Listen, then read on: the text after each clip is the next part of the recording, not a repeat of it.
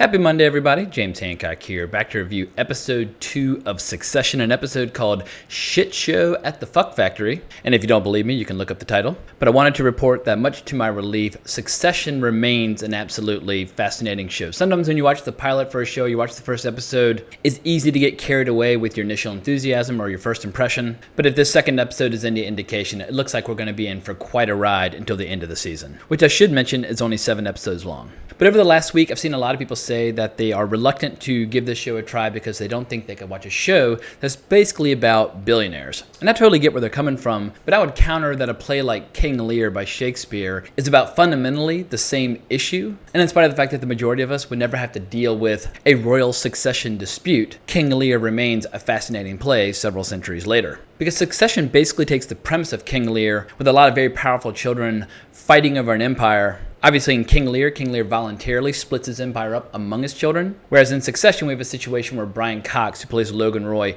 he's had a stroke. And obviously he's not a king, but he runs this giant media empire. But if you take that dynamic with people fighting over the pieces of the empire, add in a dash of Game of Thrones in terms of just how savage the majority of the characters are, and then take it out of a medieval fantasy environment and place it in the present day in New York with a family that basically resembles the Murdochs, you basically have Succession. And so far I found the show to be absolutely riveting. It's mean, it's nasty, and while occasionally I might criticize it for sliding a little bit into self-parody or being a little over the top, I have to give credit where credit is due because the writing and the acting is pretty much first rate across the board. But the main thrust of this second episode focuses on this incredibly powerful family that's used to having their own way, being able to throw their weight around, suddenly finding themselves in a situation where they have very little control. Due to Logan Roy's advanced age, there's not much they can do surgically when one has a stroke. The doctors basically advise just to wait and see to what degree he may or may not recover. And the big debate among the children is, what story do we go forward with the following morning to prevent the stock price of their family company from plunging down into the toilet? And the resulting tension between the children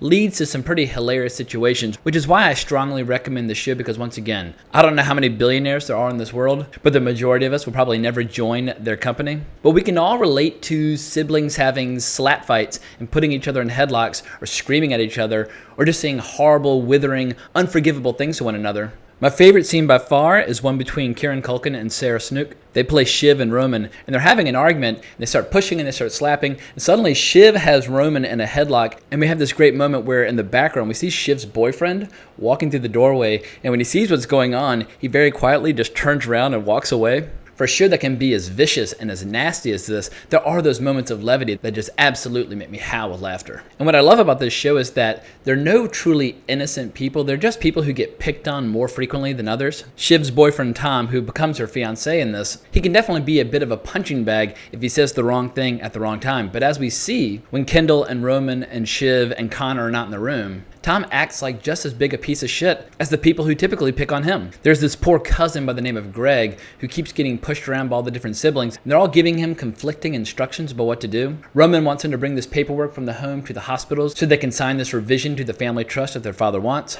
Shiv does not want that to happen, and so Greg is just basically caught in a situation where he's constantly scratching his head and wondering what the official chain of command might be, but even the children don't know. All Tom knows is that he can pick on Greg without fear of consequences. But when it comes to that chain of command, while she might be a little bit quiet on the whole, Marcia really pulls rank at one point because the family's having this giant debate about who is the best person to be looking after Logan, what is the best hospital for looking after him. But Marcia very quietly shuts that conversation down and just says, look, I'm next to Ken, he's staying right where he is. The flip side of that is that it shows that the kids' fears of her getting double voting power and the family trust are absolutely justified. And it's very clear that Marcia has absolutely no loyalty to any of her husband's kids, which are basically just her stepkids. But what I love is how to the outside world, these kids seem to have limitless power, but they're absolutely cutting each other off at the knees at every opportunity.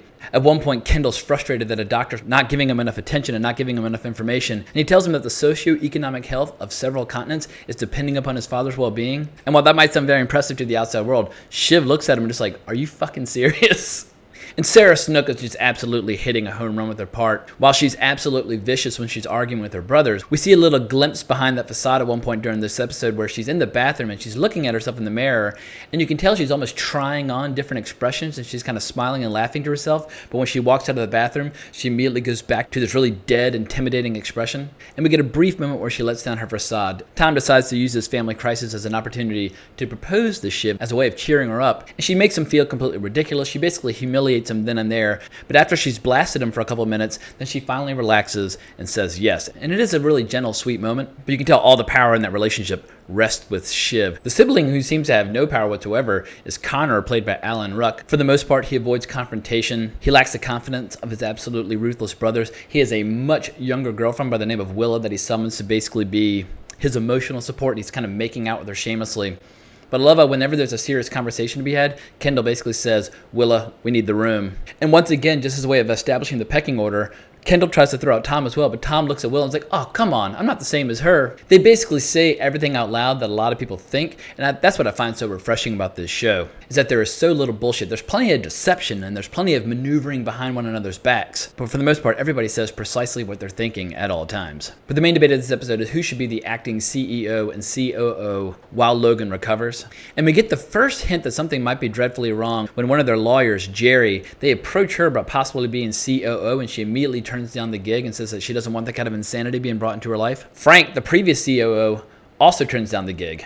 And initially we think it might just be due to wounded feelings because of the way that Logan basically just dismissed him so casually in the previous episode. But eventually Kendall and Roman decide to join forces, and they put themselves forward as the brother team of CEO and COO, pending their father's potential recovery. And pending a board approval, that is what they're going to do, and the rest of the siblings seem on board as well. But before Kendall even has a moment to celebrate or do his little victory dance, Jerry takes him up to the roof and says, by the way, this company is $3 billion in debt. It's a secret that only a few people know, including Frank. But that if the stock were to tank due to Logan's stroke and drop below, I think, $135 a share, they said, that the bank could pursue repayment in full, which would effectively destroy the company. So while internally Kendall and Roman have all the confidence in the world that they can run this company, to the outside world, they're just two very rich kids with great hair, and the stock might plunge no matter what. And as if Kendall doesn't have enough problems on his hands trying to save the company, we see at the end of the episode that his father is opening his eyes, which in theory should be a good thing, but as we've seen in a brief taste of Logan in the previous episode, he's a very unpredictable, very powerful, very scary individual. I have a feeling the next 5 episodes are just going to be a series of scenes where Kendall just loses his mind due to stress. He has absolutely no control over nor any loyalty of the character Lawrence from the previous episode, the guy who runs Vaulter. While Waystar Royco technically owns Vaulter, they have total editorial independence. And when Kendall calls Lawrence in the middle of the night just to let off a little steam by talking a little trash to him, Lawrence immediately responds by running a story on Vaulter that has the precise same name as his episode, Shit Show at the Fuck Factory.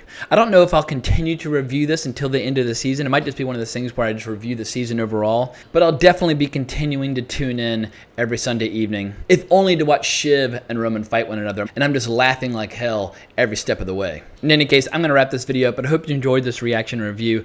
Definitely check out the show. Definitely start with episode 1. But if you enjoyed this review, please consider subscribing to my channel. I would really appreciate it. And I'll be back at you in the very near future with some more recaps and reviews of a similar nature. But thank you so much for watching my channel. I really appreciate it. Onwards and upwards.